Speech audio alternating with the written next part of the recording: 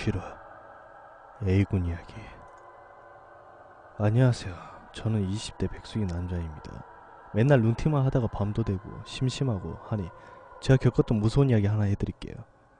워낙 필력이 안 좋아서 재밌을지 모르고 무서울지도 모르지만 너그럽게 봐주시기 바랍니다.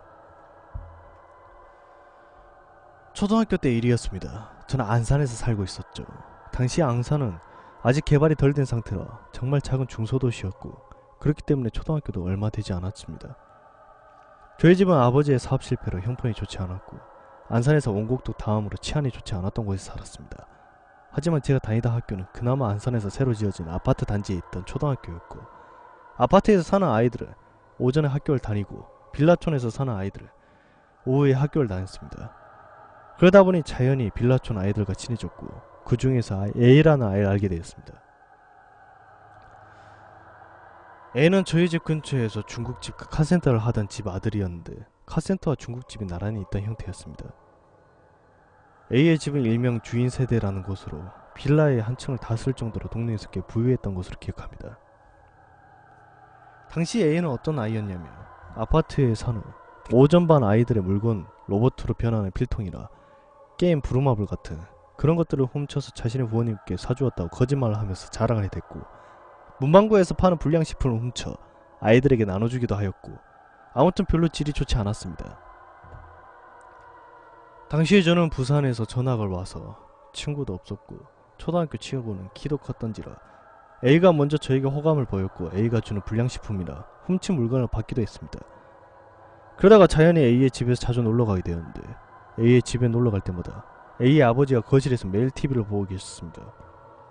지금 생각해보면 다세대 빌라에 차있는 사람들이 몇이나 되며 수리를 하는 사람이 몇이나 됐겠습니다만 A의 아빠는 사장님이라 일을 하지 않는다는 말을 그러려니 하며 여기고 일주일에 3번 정도 A네 집에서 놀았습니다.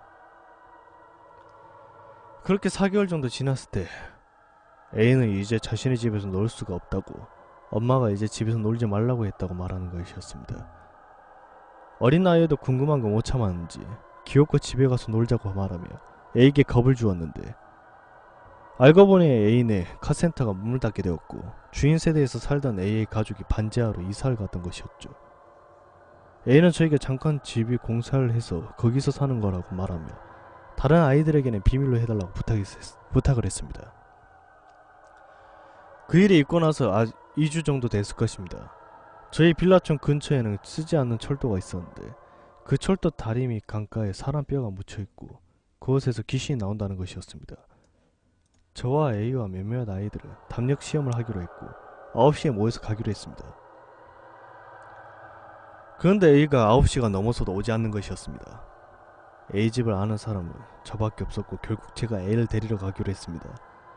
A의 집에 도착을 하니 무언가 무거운 공기가 느껴졌고 A가 우는 소리가 들려왔습니다. 제가 문을 두드리면서 A를 부르니 A의 엄마가 나오셨습니다.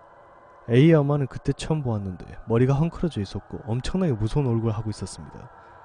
제가 A 있냐고 물어보았는데 아줌마는 당시 초등학생이었던 저에게 엄청난 쌍욕을 하면서 A는 잔다고 그리고 이 늦은 시간에 남의 집에 왜 오냐면서 큰소리를 치었습니다. 당황한 저는 급히 죄송하다는 말만 남기고 친구들과 담력시험을 하러 갔습니다.